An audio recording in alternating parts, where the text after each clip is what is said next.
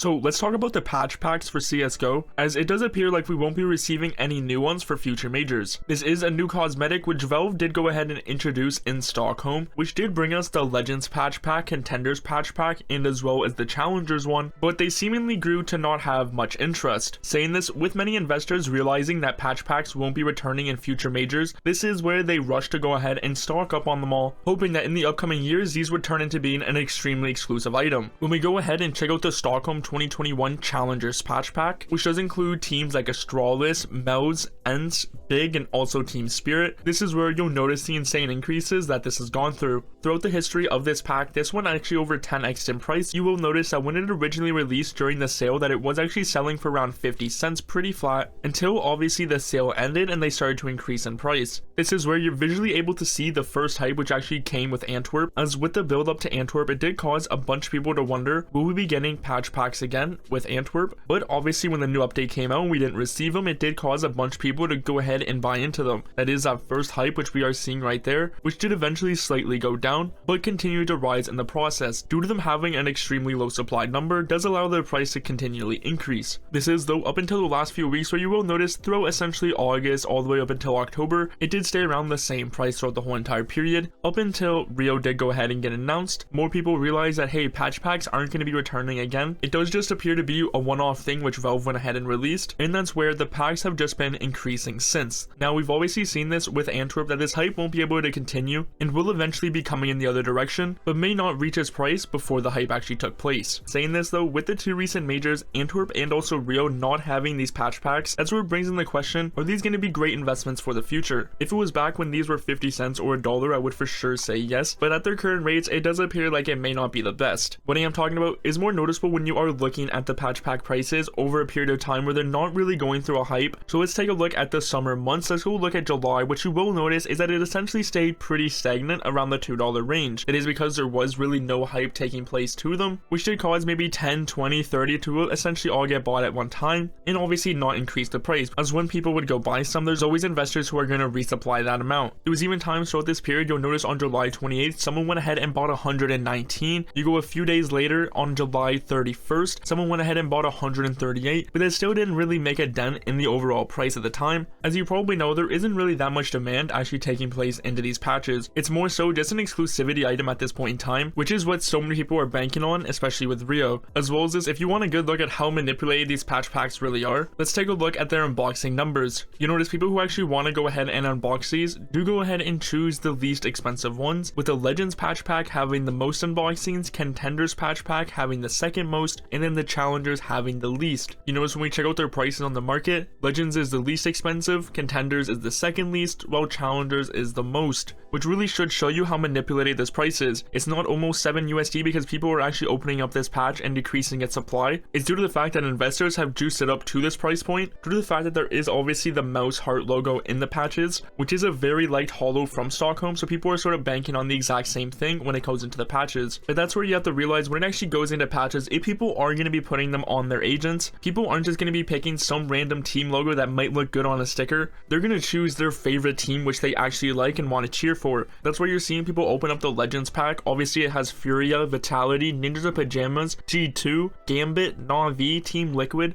teams which are very well known and already have a solidified fan base. I know for a fact there's many investors out there who have these stashed away in their storage units with thousands of them, which is why you notice when a hype picks up it does slow back down essentially every single time, as there is so many people who are trying to profit off of them, which turns them into essentially the exact opposite of what people expected them to be. People think these patches are just going to be going up over time, but really all that it is just a continuous investor exchange of some people selling their investments and other people trying to buy into them. I would say though, out of the three, the only one which actually has some demand going for it is actually the Legends pack, which surprisingly is the cheapest one. Saying this, so once again, it's not like the Legends pack also hasn't been manipulated at all, as it is very clear. The best way to describe it is imagine you had a crypto exchange which had their own coin token, but then they go ahead and decide to pump it up with their own money and just kept pumping it up until people go ahead and decide to take their money out, until they go ahead and realize nothing was actually there, which is essentially these patch packs. It's essentially all smoke and mirrors, people actually believing there's some sort of demand taking place there, which is why they're increasing in price, which you will notice actually doesn't exist when people go around to selling them. So this is what you have to know about these patches. But if you were looking at investing into these recently, I definitely would stay away away from them.